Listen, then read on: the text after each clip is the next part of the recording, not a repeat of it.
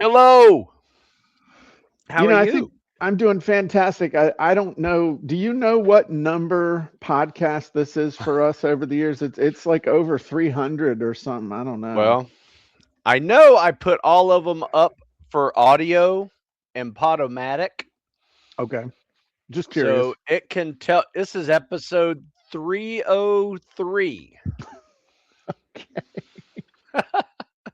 Well, there you go. Well, we've gotten together every week consistently 300 times. So that's got to be 6, 7 years, probably longer than that. Because Anyway, Yeah, that's pretty good good. job.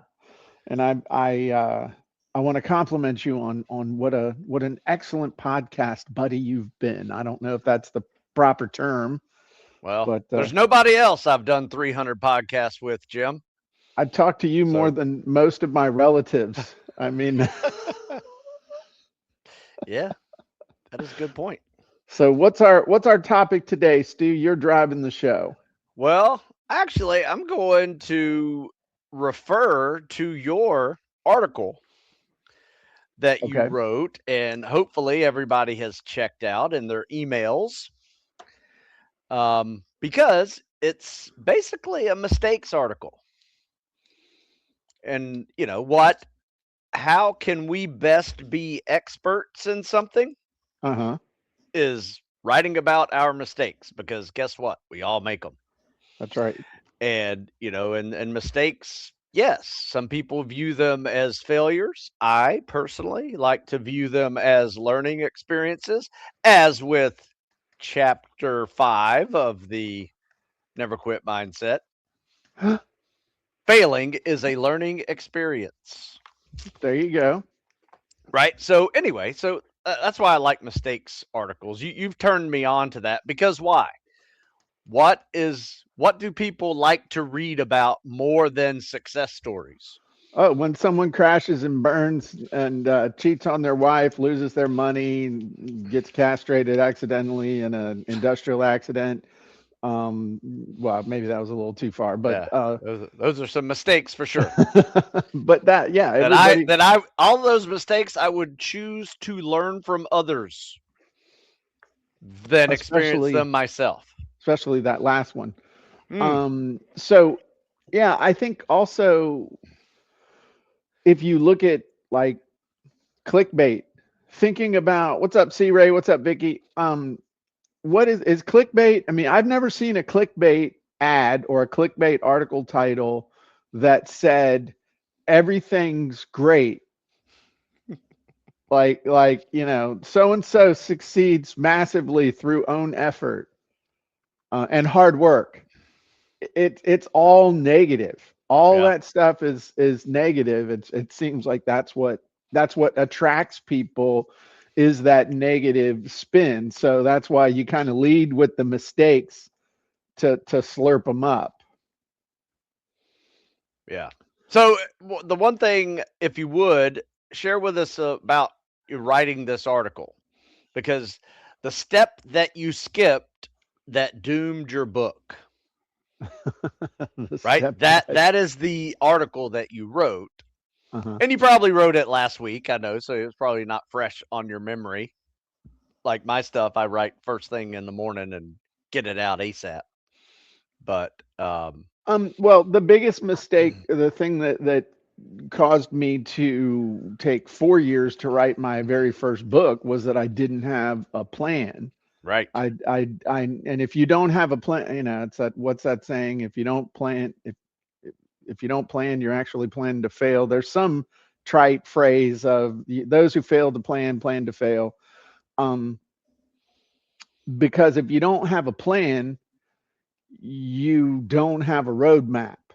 And so, like, if I was going to come up to Stu's house and crash on his couch for the Army Navy game, and I didn't have a map, and if I didn't have GPS, and all I pretty much knew was that I had to head generally north to try and find Stu's house, it would be tough. yeah, And eventually I could get there if I asked enough people. I mean, I could, through my own clues, make my way to Annapolis, then grab some kid who was all beefy and say, "Hey, where's Stu Smith?" and then he might beat me senseless. Right. But the thing is, if you have a book plan, these are gym statistics. I have found that, you know, about one out of every 100 people I meet usually says, "Hey, you wrote a book? I've always wanted to write a book." And then if you put 100 of those people together, only about one out of the 100 people who say, "I've always wanted to write a book," actually writes a book. So about one in 10,000 people, from my experience, actually does it. Yeah. And what separates them is that they have a plan and then they execute on the plan. And a lot of people think that that plan, if you're, I know something, I'm an expert, so I should write a book. That's how my first book came about. That's how your first book came about. Yeah. You knew something and somebody put the bug in your ear of, hey, you ought to write a book. And maybe there was beer involved with your decision. Mine involved a pretty girl who said, "You're smart, you should write a book." And so you go right over here, start writing. And that is like the last thing you should do if you want to write a book. The last thing you should do is go from decision of I should write a book. You have that mental idea, you have that. Did you ever read Michael Gerber's book, The E Myth? Mm-mm. It's an okay book. The gist of it, it was real big back in the 90s, early 2000s. The gist of it is you have what he calls an entrepreneurial seizure, Huh. where you're like, "Hey, I know how to do this and I'm doing this." He uses the idea of I make pies. Okay. I'm a pie maker and I work for the baker and I'm doing all the work and I'm busting my ass and I love making pies. And everybody that comes in says, "Your pies are the best." And all my relatives tell me all the time, "Hey, you should open your own pie shop." And then one day you realize, "Hey, you know what? I'm going to open my own pie shop because I'm great at making pies. I love pies. People love my pies." So then you open your pie shop and you realize, "Oh, holy shit, nobody's marketing my pies. Nobody's paying to run the bookkeeping. Nobody's ordering the supplies. So now I have to, in addition to being pie maker, have to put on the hat of the accountant, of the Mm. salesperson, of the marketing person, of all these other things." And instead of making pies 8 hours a day, which I used to love, now I'm spending 10 hours a day running the business and I've only got 4 hours a day to make pies. And now I freaking hate making pies because I'm doing all this other stuff. And so then you fail. Mm. That is the gist of an E myth. The E myth. How does that translate into this? Well, I made the decision I'm going to write a book and I go and start writing, but what exactly are you writing about? How should you segment what you're writing about? How are you going to lead somebody from A to Z to actually get a result? What result are you getting them? Are you writing a book and then going to go in search of an audience? How are you going to sell this book once it's written? Even if you are selling the book, nobody actually makes money with books. So, how are you really going to make money because of this book? What does your value ladder look like? Mm. What's your monetization strategy inside the book? And so, what most people do is they start writing, then they get discouraged because they're operating on motivation rather than discipline and a plan. So, they will probably spend an average of about 2 hours on a Saturday and then never pick it up again. Oof. That is my direct experience with people who say, I want to write a book, because they don't plan the book first. So if this is the wrong thing to do, now was this the gist of the article, Stu? Um, yeah, a little bit. We talked about building a foundation and a plan. I would say this is the gist of Well, the this is the article. gist of the mistake that they make. Right. Now, Yeah. if you want, what is an effective book plan? What is an effective plan for your book? Well, the first thing you got to do is define who is going to be the ideal book buyer. Who's going to be the person that is ready, willing, and able to pay you for the information in your book? So that means, instead of doing what most people do, which is to write a book and then go in search of an audience, you actually define who the audience is first and then write the book that they really want to pay for.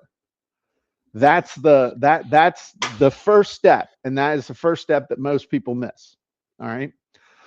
Luckily, by accident, I when I wrote my first book, I wrote a book on how to sell your house yourself. But in a sense, I was writing for an audience I already knew, because I was in mortgage and real estate. So, next thing got to do is, do you start writing yet? No. Mm-mm. So, the next thing you need to do is define who you are as it relates to the audience. Okay. And what you want to do is define who you are relative to them, that makes you smart, makes you relevant, and makes you appealing to them. What about you is going to be attractive to that audience? So, again, fitness, when people think about Stu Smith tells them, like, former Navy SEAL, high school athlete, certified strength and conditioning coach, coach all the tactical guys coming out of the Naval Academy, founder of Heroes of Tomorrow, have the highest graduation percentage of any coach that sends people to buds. Those are the things that matter. He does not tell you about the fact that he loves lawnmower repair, that he loves beagles, and that he's actively encouraging his children to deliver grandchildren at some point. Yes. He shares the relevant details. Now, it's also important to do this because you want to sell you on you. Because one of the other things that makes people stop when they're writing their book is that their internal editor starts criticizing them, and since they don't have a plan and since they don't have their act together, it's real easy for your internal voice to tell you that you're a dork and that you're never going to write a book, and you might as well just abandon hope. It ain't happened. But at this point, you want to be able to sell you on you, and you want to be able to sell them on you. Okay. So then, third thing you want to figure out, and really the pre-step on this, if I was going to say that, is defining your why. Why do you want to write a book? Getting a real clear reason why you want to write a book is critical. Okay. So that's really the pre-step. Why do you want to, and a lot of people want to get all philosophical and stuff. But I want to write a book because I want to make a crap ton of money. My latest book that I'm starting to work on, I'm writing it with the intention of being able to get on big podcasts. Like, I really want to be on a big podcast like Theo Vaughn or Joe Rogan or Sean Ryan or the Mic Drop podcast or Black Rifle, which probably would never happen, but you never know. I want to get on a big podcast. So I'm going to have to write a book that's a little bit more general that would be of interest to a different group. So anyway, so once you have defined your why, defined your audience, defined who you are, the next part of your plan is coming up with your topic and your title, because that's going to form a filter that's going to frame everything that comes after that. Now, why does that matter? Well, because if you have the topic, if you have the title, which your topic's really only going to come down to a result or a problem, a result you can provide or a problem you can solve. And then you got a title and then subtitle. That, like I said, is going to create a filter that just drives everything forward. Then the next thing you're going to do is you're going to create your outline. But this is not going to be one of those big, long 10, 15 page outlines, you know, where you've got, you remember learning to do outline in school. Outlining in school was like 5th grade. I learned it. It's like you got your main point, then you got to have at least 2 subpoints, and then if you're going to have subpoints, you got to have at least 2 subpoints for each subpoints for subpoints, and all of a sudden you start outlining this book and thinking of all the stuff you want to include, and you end up with like a 10-page outline of all the stuff that how this thing's going to be structured. And when as soon as you do that, your subconscious says, hell no, not doing it. Just not happening. I'm not doing it. Okay, because then you're like, and you're waking up in the middle of the night with, oh yeah, and I need to remember to tell this story at subpoint 3A from main point 2C, and it's never gonna happen. It's never gonna happen. So what I mean, yeah, for like 1 in a gajillion people. Right. So what I tell people to do, and what all of my successful students have done, of which there are just a tiny handful here, right here on this board, is you come up with a list of questions that need to get answered in order for the book content to get created. So instead of coming up with a 10-page outline, come up with a list of 10 to 12 main questions that need to get answered. And those are going to form the basis for each chapter in your book.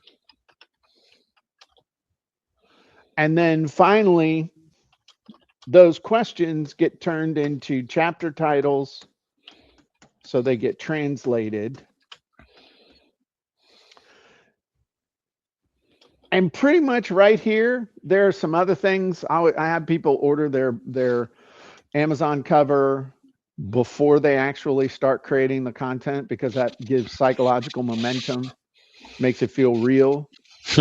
But then after that, it's just a question of creating the content. And there's a lot of strategies for doing that. What's up, Bill from Albuquerque? What's up, Paul?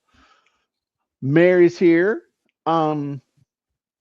But that's how you plan it out to actually be successful, because you can also over plan. You can overthink it and cause yourself to get paralyzed. And that 10-page outline is the surest way to do it. Perfect, Jim. So that's the plan.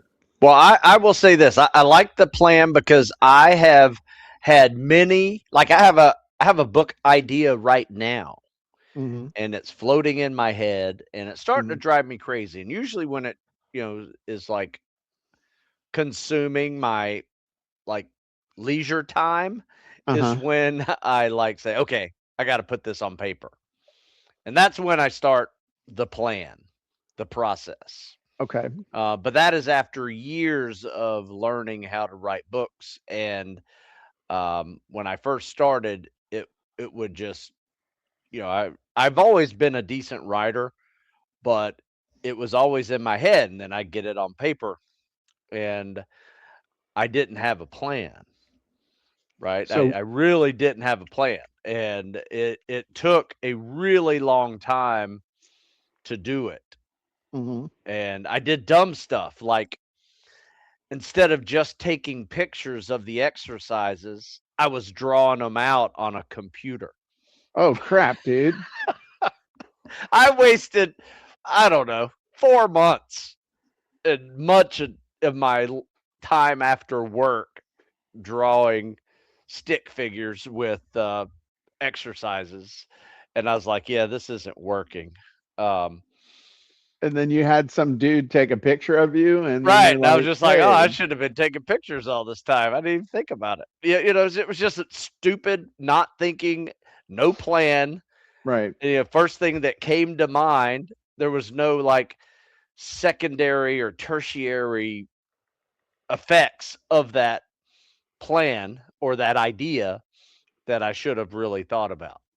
So what's So, your plan now for writing a book? Like give me the steps that you go through in order to do that. What will be the steps you'll go through in order to write that book that is floating around in your head and ready to pop? well, I already know who I'm writing it for and why, Uh-huh. right? So that is kind of built in already.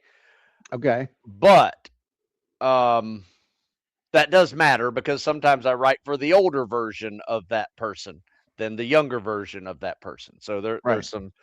there's some changes in the who. Um but I typically start off with, since these are mostly workout books, I like to Uh-huh. write the workout first. Okay. Like I will spend time and effort and rehearsals and practice and testing it out, mastering the 12-week plan that I'm creating in this book. Okay. So it's kind of like the meat and potatoes of the book I get done. Then I go to the table of contents and say, all right, I got the book done. Now I need to explain the workouts. I need to show the workouts with pictures and explanations. And I need some introductory chapters about the book, what it's all about, who's it for, and then, the obligatory nutrition and um, where you can buy more stuff on the back end. Okay. Um I'm just kind of mapping this out.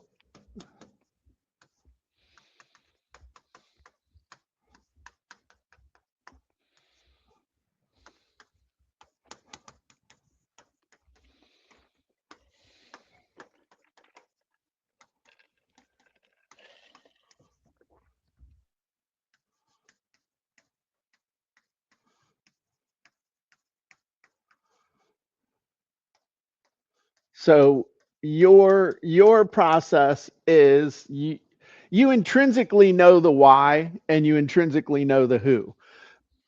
I would say though, in fact, I just wrote Jim's desk for copying content for the elite people that goes out on, I think it'll go out on the first, I guess this Friday. I just sent it over to Susan.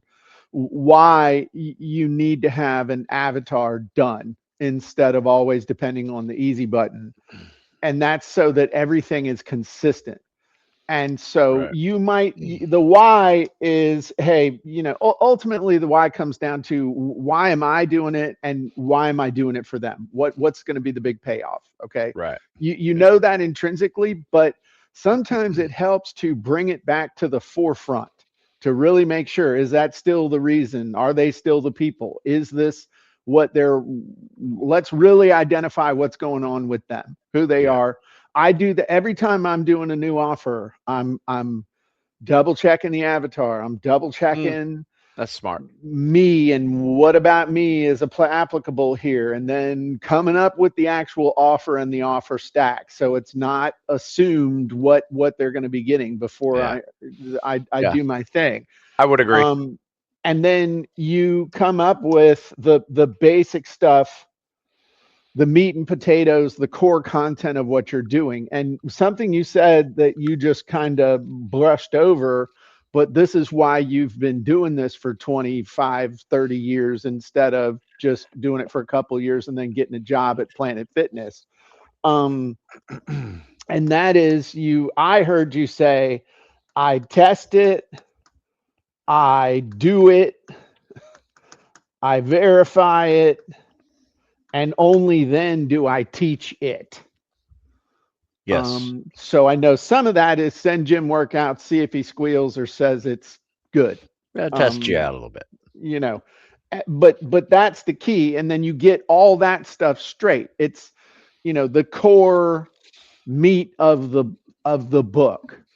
Is it about flexibility? Is it about having gains with a Z? Whatever it is, that's the core thing.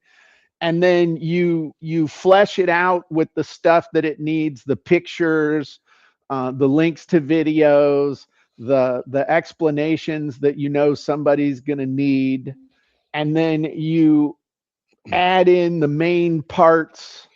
You know what stuff goes into a book. It's got to have an intro, it's got to have a conclusion, it's got to have a kind of a little rah-rah section in it. You got to have the right chapter titles. You got to have transitions between sections of. I mean, you just kind of put it together so that it quacks like a duck. Yeah. And then you include the expected parts, which I thought was funny. How you said, yeah, and I throw in the obligatory nutrition. It's true. I just think it's funny. I mean, I'm not writing a nutrition book, but I think you should use it as a chapter at least. Yeah, Burger King is not a training table. So, and then you add your money makers. You said it a little bit differently, but basically Stu takes links to all his books and says, here's a bunch of other stuff I got. And it goes right at the beginning because he doesn't expect you to read the whole thing. So, put all those links up front, kids. Yes. And then you publish it. So that's Stu's way of planning out and executing a book. And what that tells me is that you've done this at least 10, 20, 30 times, if not more. Yes. And so that's Stu's method, which I think is great. And I've made mistakes many times before I learned this method. Sure. And I think it's great your system, because I had already written 30 books before I took your system the first time when you taught how to write, because I didn't know how to publish it on Amazon at the time. Right. And so that was a very big aha moment for me. And you just helped me streamline that system completely. Yeah.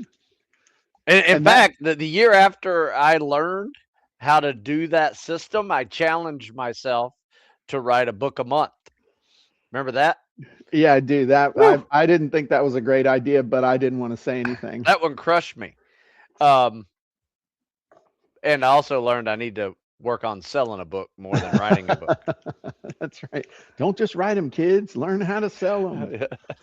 And so that first book that you did was the first book that you ever got to be a bestseller on Amazon, which was pretty cool. Correct. After having 10 published books up on Amazon already. Yeah. So that was fun. What would you say are some of the mistakes that you have made over the years publishing books, other than trying to write a book a month? That's noble. Yeah, it was a little aggressive. But here's the thing. I saw a need for all of those books. I know you did. Here's the thing. It was kind of like your advice that you gave to the dog trainer Hmm. about writing a book, Yes, this right? one. Right. Dog training mistakes. Yeah, Now write one for a beagle, write one for a husky, write right, one for a chihuahua. right, That's basically what I did with fitness tests, because all the fitness tests that I was writing about that year had about 10 exercises that made them the same, right? 3 here, 3 there, they all shared the same 10 basic exercises that I had to write about, right. and to put into the programming. They were just different, a little bit different. And that's what I changed each of those books. So I didn't have to really write a book a month. I rewrote 50% of the book a month Right. to create those programs. So um yeah, I don't know if that answered your question, but that was what I did when I was trying that big Yeah, challenge. Is I saw a need for it, and I think that is probably one of my biggest whys of why I write a book, is I see a need for my audience to update their training methodology. sure. Yeah, a change. I mean, when there's a change, then that creates a need and it creates an opportunity. And the thing is, if you're doing it because there's been a change and there is an opportunity, usually that opportunity has a window, and you ain't got 4 years to write the book to take advantage of the window. Yeah. And so again, having a method, having a plan, having a way to map it out so that it aids you in just creating that slippery slide to be able to get it done is even more critical, because there's nothing worse than publishing a book that people needed last year and don't need this year. Now, there's Mm. stuff about, you know, teaching principles rather than fads and things like that. There's really no need for a book on MySpace. If you're still writing that one, you probably want to give up the ghost on that. However, writing a book on timeless principles of social media that will never change, that would be a good one. And Very then good one. you could have things within the book that if people wanted to know, like what are the top 5 latest trends on Facebook, scan the QR code and go to my website and get those. But that's not the kind of, I mean, I'm kind of diverging a little bit, but that's part of your plan. Right. Is you don't want anything in a book that can go out of date, especially when things change quickly. But something that Stu has always been really good at, that I have had to learn to do because I don't get lazy, I just want to get to the finish line as fast as I can, is putting links to external stuff in a book. Like you're real good about putting links to videos in Mhm. your book. Like, hey, want to know how, want to watch me do this exercise? Yeah. Go here Uh, or scan this, and you can watch me do the exercise. I mean, that's perfect. Uh, and you yeah. just That was the perfect evolution as ebooks became popular. right, Instead of a picture of an exercise, embed a video, right, or or both. link a video. Yeah. Yeah. So that would, again, but that's part of the planning, is how can I provide information that will be as evergreen as possible, but also have things inside the book that will cause people to want to engage with me, and I can update it externally. I learned that real big time back in 2001, 2002, 2003, when Yannick Silver and I came out with a book called 33 Days to Online Profits. And it's just as legit today as it ever was. The tools have changed, but the method has not changed. It can't change. Right. And the one we made a lot of money out of that book for several years because there were so many links to tools that people needed to do stuff. But we put direct links in the book instead of redirect links that when stuff died or changed or something happened, we could have just changed the redirect and every book would have automatically been sending people to the right place.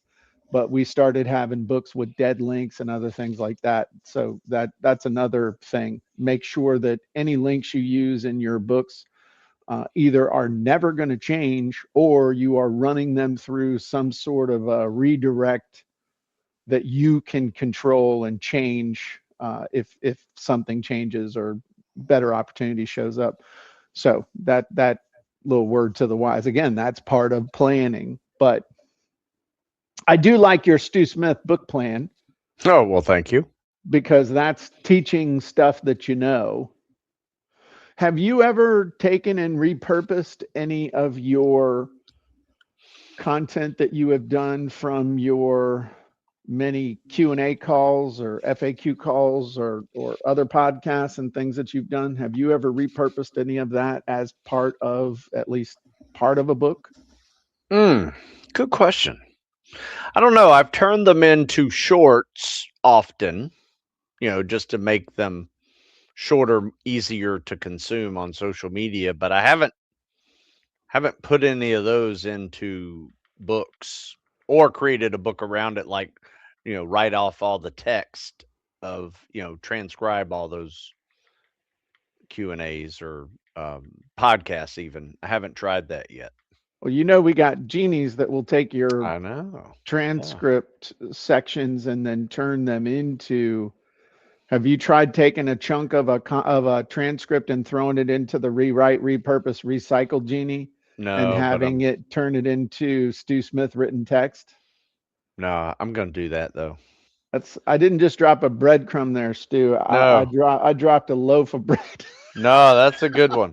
I And the beauty of the StreamYard too is you can download the audio file, send it right to the text Right. section, and then boom. Yeah, the key though is to go through and slurp out the appropriate parts. Don't just give it the whole transcript. Right. Give it, Okay.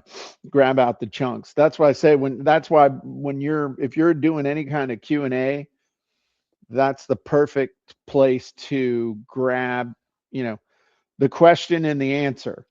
Oh, And then so you yeah. grab the question and the answer, throw it in the rewrite, recycle, repurpose genie, Mm, and that can write an article, can write a blog post. okay.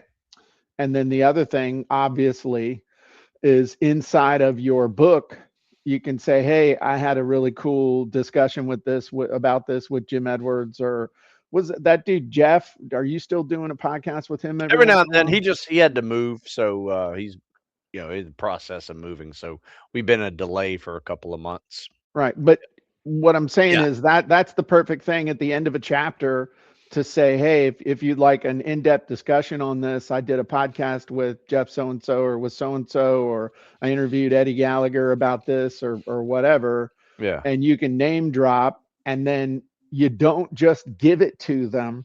They have to register. They have to Mm, sign up somewhere and give you their name and email in order to access that.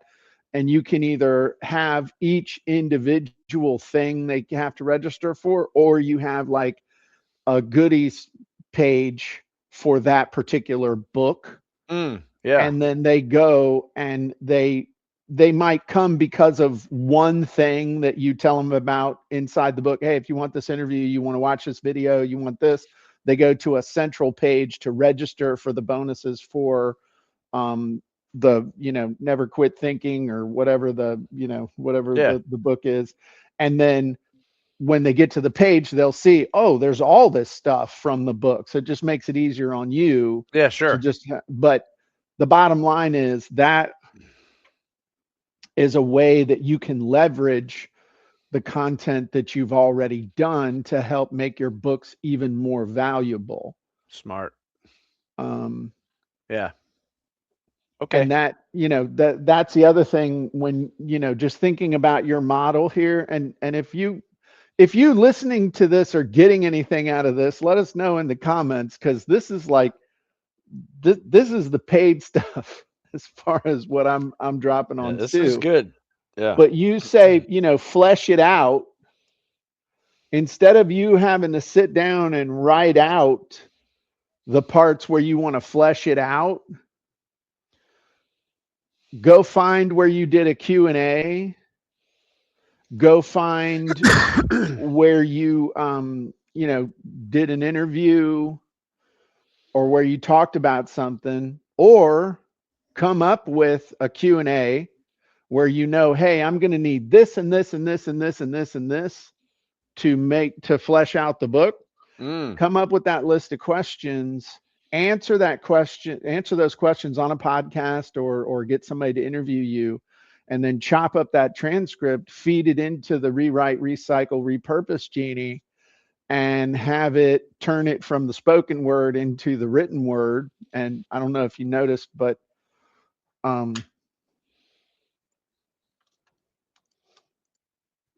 on one sec. Do, do, do, do.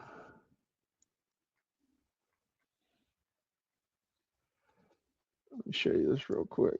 This is something you may or may not have noticed, but on the rewrite, recycle, repurpose genie, I have massively increased the amount that you can put in here. Mm.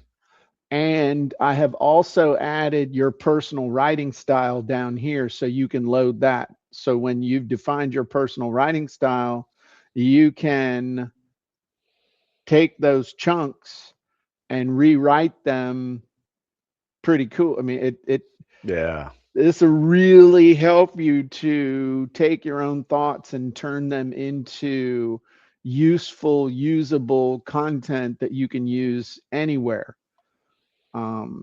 And I think that's something to keep in mind. You're very prolific with that stuff, and this doesn't have to take hardly any time at all.